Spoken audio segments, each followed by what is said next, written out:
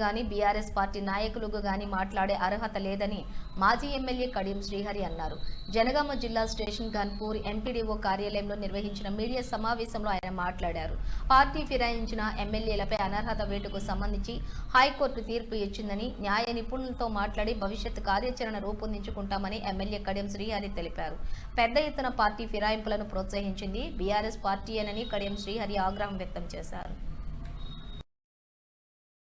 శాసనసభ పక్షాలను పార్టీలు విలీనం చేసుకుని ఇతర పార్టీలకు చెందిన వారిని మంత్రి పదవులు కట్టబెట్టి ఈరోజు సిగ్గు లేకుండా బీఆర్ఎస్ పార్టీ నాయకులు మాట్లాడుతున్నారు.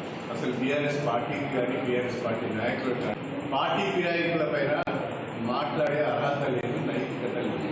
గతంలో మీరు ఏం చేస్తారో ఒక్కసారి మీరు ఆలోచించుకోండి, సమీక్ష చేసుకోండి. ఏదో కోర్టు తీర్పును అడ్డం పెట్టుకుని ఇష్టారాజ్యంగా మాట్లాడుతున్నారు. వాళ్ళ కరలు కట్టుకున్నా ఉప ఎన్నికలు రావు. తొందరపడవలసిన అవసరం లేదు, ఎగిరికి ఎత్తేయవలసిన అవసరం లేదు. ఇంకా చాలా అంచెలు ఉన్నాయి, చాలా స్టేజెస్ ఉన్నాయి, చాలా దశలు ఉన్నాయి. అవన్నీ దాటిన తర్వాతనే